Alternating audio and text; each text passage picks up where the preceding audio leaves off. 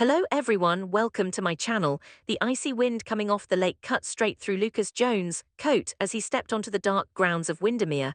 The Cassadine estate loomed in the distance like a warning, isolated, imposing and dangerous. Lucas had made difficult choices before in Port Charles, but nothing like this.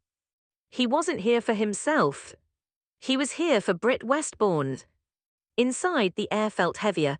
Gent Sidwell greeted Lucas with that signature smug half-smile that never quite reached his eyes. Beside him stood Marco Rios, silent but observant. Lucas kept his expression neutral, refusing to show even a flicker of nerves.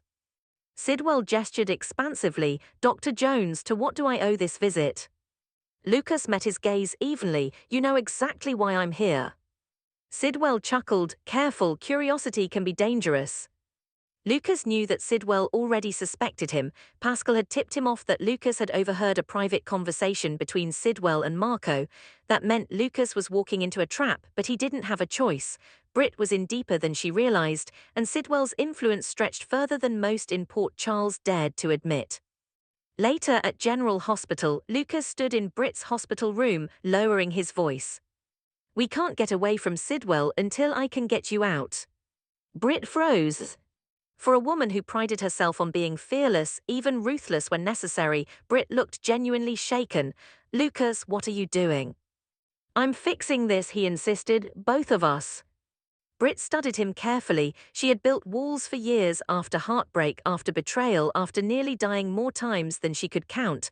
But Lucas wasn't posturing, he was serious, he was risking everything. "You don't even know what you're stepping into," she whispered. Lucas did know at least enough. Sidwell's operation wasn't just about power, it was about leverage, and Britt had become leverage. The plan forming in Lucas' mind was dangerous. Gather proof of Sidwell's illegal activities, use hospital access to intercept communications, and expose him before Sidwell could retaliate. But as Lucas left the room, he couldn't shake the feeling that Sidwell was already 10 steps ahead. Because in Port Charles, plans rarely went as expected. Across town at the Quartermaine mansion, another storm was brewing. Lynn Quartermaine stood rigid in the living room, staring at her husband. "What did you actually do?" she demanded. Harrison Chase didn't immediately answer, his jaw tightened. "I just want to see justice served." Justice. The word felt hollow. The tension between Corinthos and Chase had been simmering for days, ever since the shooting involving Drew Kane. Questions about evidence, about keys, about tampering. Chase hadn't planted Drew's house key on Michael's keychain, he hadn't framed him. But he had taken the keys without permission, he had checked them, he had asked Nathan West to examine them. And in doing so, he made himself look guilty. Michael entered the room with fury already in his eyes. The moment he saw Chase, control snapped. His fist connected with Chase's jaw in one clean, explosive motion. Lynn gasped. Across the room, Rick Lansing closed his eyes briefly, pressing his hand to his face in disappointment. Chase staggered but didn't swing back. "You think I'd frame you?" Chase shot back. Michael's voice trembled with anger. "You went behind my back." "I was trying to find the truth." "The truth," Michael barked, "or something that made me look guilty." Lynn stepped between them, heart pounding. She loved her husband, she also loved her family, and in Port Charles those loyalties rarely aligned. Meanwhile, Jordan Ashford's warning echoed elsewhere in town.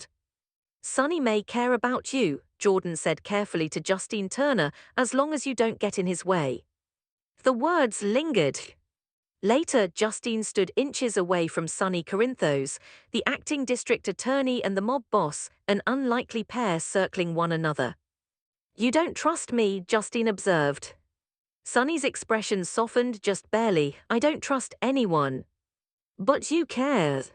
A beat passed. Then Sonny leaned in. The kiss wasn't tentative, it wasn't hesitant. It was deliberate.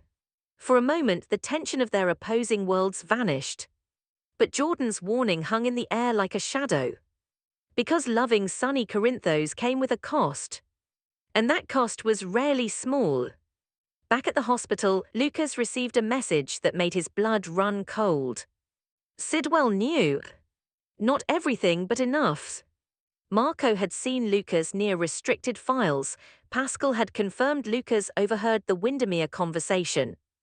Lucas' rescue plan was already unraveling. Still, he refused to back down. If he moved quickly, if he could get Britt out before Sidwell tightened his grip, they might stand a chance. He returned to Britt's room that night. "We move tomorrow," he said firmly. Britt stared at him, torn between fear and hope. "You're insane." "Probably." A faint smile tugged at her lips. For the first time in days, Britt allowed herself to believe escape was possible. But outside her room, unseen eyes were watching. And in Port Charles, no one ever escapes cleanly. Morning broke over Port Charles with tension humming beneath the surface. At Windermere, Sidwell stood by the window, Marco at his side. Lucas Jones, Sidwell mused, idealistic, emotional, predictable. "Should we stop him?" Marco asked. Sidwell's smile returned. "Not yet." He preferred watching his opponents scramble. At General Hospital, Lucas moved carefully. Every step had to be precise. He accessed patient transport logs, checked discharge codes, arranged for a falsified transfer request. Britt watched him with conflicted emotions. "You know, if this fails, it won't just be your career." Lucas nodded. "I know." He wasn't just risking his job, he was risking prison, reputation, everything. But Britt had stood alone too many times. He wasn't letting her stand alone now. As the hour approached, tension mounted. Meanwhile, at the Quartermaine mansion, the fallout from Michael's punch escalated. Lynn confronted Chase privately. "You should have told me," she said, voice breaking. "I was protecting you." "That's not how marriage works." Chase ran a hand through his hair, frustration clear. If Michael was guilty. "But he's not." Chase hesitated. And in that hesitation, doubt grew. Across town, Sonny and Justine met again, this time in daylight. The kiss had changed things. "You're playing a dangerous game," Justine said quietly.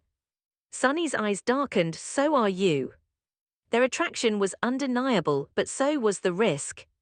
Jordan watched from a distance, concern etched across her features. She had seen what happened to people who got too close to Sonny. She hoped Justine understood what she was walking into. Back at the hospital, Lucas initiated the transfer. But before he could wheel Britt out, security blocked the hallway. Sidwell stepped into view. "You didn't think I'd notice." Lucas' heart pounded. Britt's breath caught. Sidwell approached calmly. "I admire loyalty, truly, but interference I can't tolerate." Lucas stepped in front of Britt. "This ends now." Sidwell tilted his head. "Oh, it's just beginning." What Lucas didn't know was that someone else had been watching, someone within the hospital who had grown suspicious of Sidwell's influence. Information was already moving behind the scenes.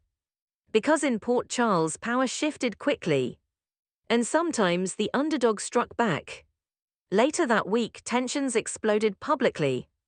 Michael and Chase's conflict spilled into formal questioning about the Drew Kane shooting, the stolen keys, the suggestion to examine them, all of it painted Chase in a damaging light. Chase stood firm. "I wanted the truth." Michael's anger cooled into something more dangerous, calculation. The rift between them wasn't healed. It was deepening. Lynn felt the strain in her marriage, uncertain whether trust could survive secrets. As for Sonny and Justine, their second kiss wasn't hidden. Whispers began circulating. An acting DA and a mob boss. If exposed, it would be scandalous. But Sonny had never cared much about appearances. He cared about loyalty. And Justine was quickly becoming someone he didn't want to lose. By week's end, Lucas' plan hadn't fully succeeded, but it hadn't fully failed either. Though Sidwell intercepted the transfer, cracks were forming in his control, questions were being asked, eyes were opening.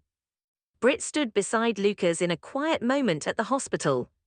"You didn't run," she said softly. "Neither did you." The war with Sidwell wasn't over. The tension between Michael and Chase wasn't resolved. And Sonny's entanglement with Justine was just beginning. Port Charles remained on edge, alliances shifting, secrets bubbling, danger never far away. Because in this town, every rescue attempt sparks retaliation, every kiss ignites consequences, and every secret eventually comes to light.